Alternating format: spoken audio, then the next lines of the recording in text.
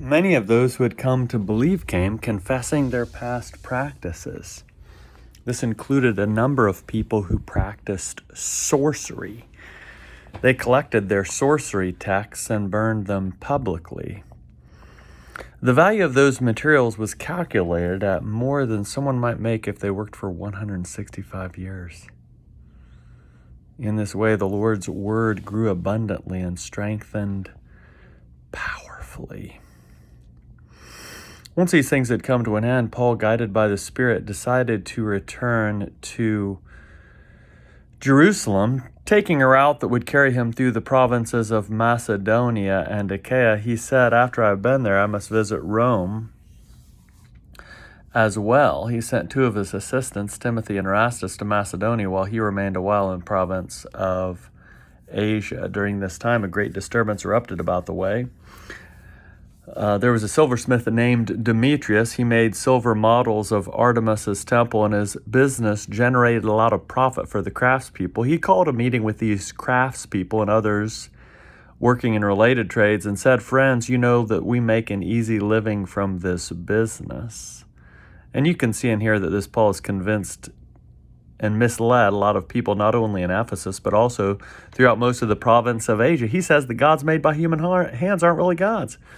This poses a danger not only by discrediting our trade, but also by completely dishonoring the great goddess Artemis. The entire world the whole province of Asia, indeed, the entire civilized world worships her, but her splendor will soon be extinguished.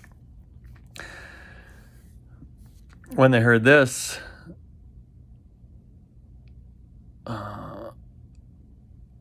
once they heard this, they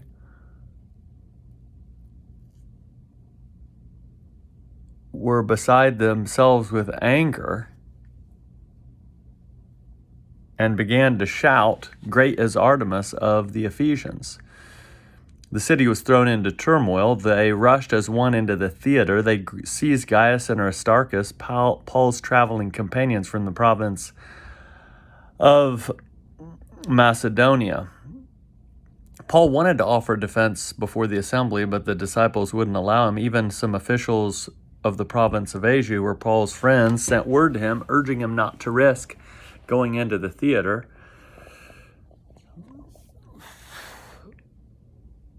Meanwhile, the assembly was in a state of confusion. Some shouted one thing, others shouted something else, and most of the crowd didn't know why they had gathered. The Jews sent Alexander to the front, and some of the crowd directed their words to him. He gestured with his hand that he wanted to offer defense before the assembly, but when they realized he was a Jew, they all shouted in unison, "Great is Artemis of the Ephesians." This continued for about 2 hours. The city manager brought order to the crowd and said, "People of Ephesus, doesn't everyone know that the city of Ephesus is guardian of the temple of the great Artemis and of her image which fell from heaven? Therefore, since these facts are undeniable, you must calm down. Don't be reckless. The men you brought here have neither robbed the temple nor slandered our goddess. Therefore, if Demetrius and the craftspeople with him have a complaint against anyone, the courts are in session and governors are available. They can press charges against each other there. Additional disputes can be resolved in a legal assembly. As for us, we're in danger of being charged with rioting today, since we can't justify this unruly gathering." When after he said this, he dismissed the assembly.